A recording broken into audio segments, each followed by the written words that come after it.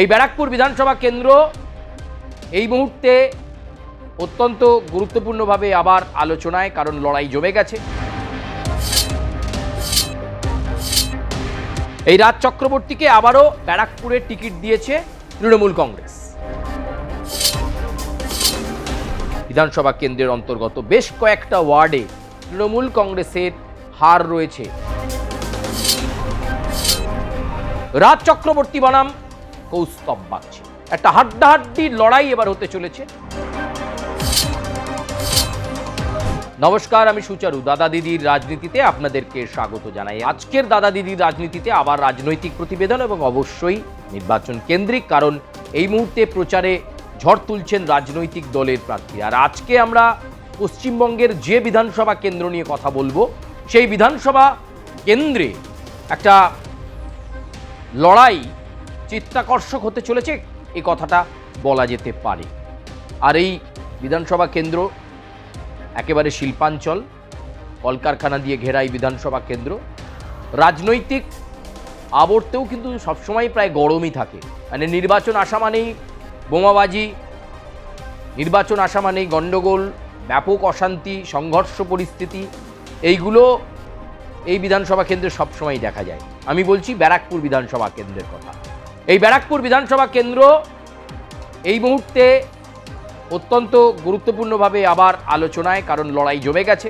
তৃণমূল কংগ্রেস আবারও দ্বিতীয়বারের জন্য ব্যারাকপুর বিধানসভা কেন্দ্রে টিকিট দিয়েছে পরিচালক, সিনেমা জগতের লোক রাজ চক্রবর্তী।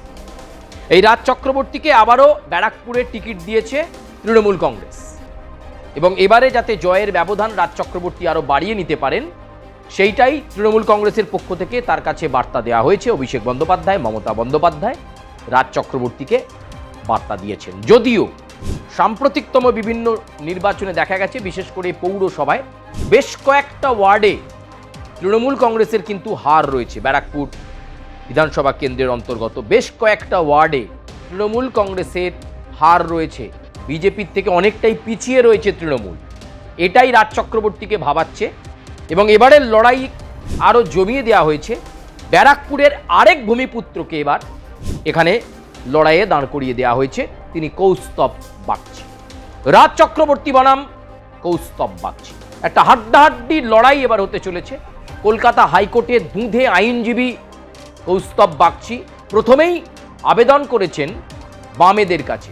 একেবারে তীক্ষ্ণ ক্ষুরোদার বুদ্ধিতে তিনি কৌশলটা বুঝে গেছেন, কারণ ব্যারাকপুরে বরাবরই বামপন্থীদের একটা ভালো ভোট আছে, সিপিআইএমের একটা ভালো ভোট আছে, সেই ভোটটাকে জব্দ করতে হবে।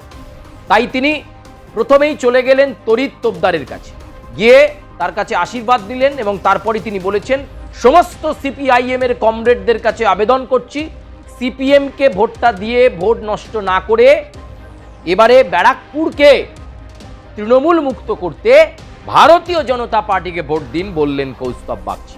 তিনি বলছেন যে বিজেপিকে সকলে মিলে ভোট দিলে, বিজেপির হাত শক্ত করলে এই কেন্দ্রে ব্যারাকপুরে তৃণমূল কংগ্রেসকে পরাজিত করা যাবে বলে মনে করছেন কৌস্তব বাগচি। তিনি বারবার বলছেন যে তিনি বহিরাগত নয়, ভূমিপুত্র বনাম ভূমিপুত্রের লড়াই। এবং ব্যারাকপুরে এমনিতেই রাজ চক্রবর্তীর বিধায়ক তহবিলে কি কাজ হয়েছে তা নিয়ে প্রশ্ন তুলতে শুরু করেছেন কৌস্তব বাগচি। বিধায়ক হিসেবে এলাকার সার্বিক উন্নয়নে সেরকম কোনো কাজ করেননি রাজ চক্রবর্তী। শুধুমাত্র সেলিব্রিটি ইমেজটাকে, তার যে তারকা ভাবমূর্তি, সেটাকে কাজে লাগিয়ে তিনি গতবারে নির্বাচনে প্রার্থী হন এবং তৃণমূল কংগ্রেসের পক্ষ থেকে জয়লাভ করে বিধায়ক হন, বিধানসভার সদস্য হন। কিন্তু ব্যারাকপুর বিধানসভা কেন্দ্রের সামগ্রিক উন্নয়নের জন্য দৃষ্টান্তমূলক, মনে রাখবার মতো কোন কাজ করতে পেরেছেন রাজ চক্রবর্তী, সেই প্রশ্ন তুলেছেন কৌস্তব বাগচি। তিনি বলছেন যে এবারের লড়াই নিজেদের অস্তিত্ব রক্ষার লড়াই। এবারের লড়াই ব্যারাকপুরের মানুষ দুর্নীতির বিরুদ্ধে জবাব দেবে, আর সেই জবাব দিতে গেলে বামপন্থী ভাইদেরকে অনুরোধ করছি ভোটটা পদ্মফুলে ভারতীয় জনতা পার্টিতে দিন। এই বার্তা কৌস্তব বাগচি দিচ্ছেন। এখন দেখার, কারণ এই ব্যারাকপুর কেন্দ্রকে সিপিআইএমও কিন্তু পাখির চোখ করেছে। ফলে এক্ষেত্রে সিপিএম কতটা ভোট ব্যাংক কাটতে পারলো, কতটা ভোট তাদের দিকে এনে নিতে পারলো, সেটার উপর নির্ভর করবে। কৌস্তব বাগচির যুক্তি, সিপিএমকে ভোট দেওয়া মানেই বা তৃণমূল কংগ্রেস বিরোধী ভোট ভাগাভাগি হওয়া মানেই, কারণ কংগ্রেসও ব্যারাকপুরে আলাদা প্রার্থী দেবে, সেই ভোট ভাগাভাগি হওয়া মানেই তৃণমূল কংগ্রেসকে সুবিধে করে দেওয়া। সেই সুবিধেটা অন্তত 2026-এর বিধানসভা নির্বাচনে করে দেবেন না, এই বার্তা কৌস্তব বাগচি দিচ্ছেন।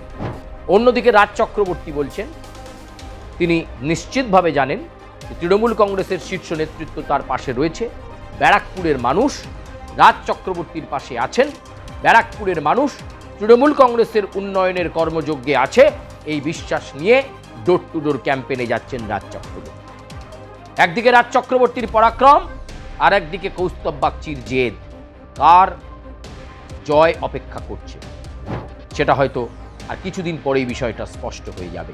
তবে এক্ষেত্রে বাম ভোট যে এক্স ফ্যাক্টর এই ব্যারাকপুর বিধানসভা কেন্দ্রে, সেটা স্পষ্ট ভাষায় বলা যায়। ফলে এই মুহূর্তে ব্যারাকপুর বিধানসভার চিত্রটা অত্যন্ত একটা হাড্ডাহাড্ডি লড়াই, তৃণমূল বনাম বিজেপি, মাঝে সিপিআইএম একটা ফ্যাক্টর, এটা খুব পরিষ্কার। সেই বিষয়টার দিকেই কিন্তু সকলের নজর রয়েছে। এখনো পর্যন্ত আপাতভাবে নির্বাচনের প্রচার পর্বে কোনো অশান্তি ব্যারাকপুরে দেখা যায়নি, তবে ব্যারাকপুরকে এমনিতেই অতি স্পর্শকাতর বিধানসভা কেন্দ্র হিসাবে, কারণ তার প্রায় 90% এলাকা অতি স্পর্শকাতর, এটা হিসাবে চিহ্নিত করেই নির্বাচন কমিশন সেফটি সিকিউরিটি সাজিয়েছেন। সেখানে সেভাবেই কেন্দ্রীয় বাহিনী মোতায়েন থাকবে, একেবারে নিশ্চিদ্র নিরাপত্তা থাকবে। এই অবস্থায় দাঁড়িয়ে কার জয়লাভ, আপনারা কি মনে করছেন? ব্যারাকপুরে কে জিততে পারে, রাজ চক্রবর্তী নাকি কৌস্তব বাগচি? কার দিকে পাল্লা ভারী? নাকি এই কেন্দ্রে এবার বিকল্প হিসাবে আবার আগের মতো সিপিআইএম এই ব্যারাকপুর কেন্দ্র ফেরত পাবে? আপনারা আপনাদের সুচিন্তিত মতামত আমাদের কমেন্ট বক্সে জানান। অবশ্যই কমেন্টে লিখুন আপনি কাকে যোগ্য মনে করছেন, ব্যারাকপুরের ফলাফলটা কি হতে চলেছে। লাইক করবেন, সাবস্ক্রাইব করবেন, বেল আইকনে প্রেস করবেন, এবং অবশ্যই দাদা দিদির রাজনীতিতে আর কোন বিধানসভা কেন্দ্রের বিশ্লেষণ আপনারা শুনতে চাইছেন, আপনাদের সূক্ষ্ম বিশ্লেষণ দরকার, সেটা আপনারা অবশ্যই জানাবেন। আজকে যেমন আমরা রাখলাম ব্যারাকপুরে রাজ চক্রবর্তী বনাম কৌস্তব বাগচি, এবং সেই সঙ্গে সিপিএম যে একটা ফ্যাক্টর, এই বিষয়টা। আপাতত ধন্যবাদ, বিদায় নিচ্ছি, দেখা হচ্ছে পরবর্তী প্রতিবেদনে।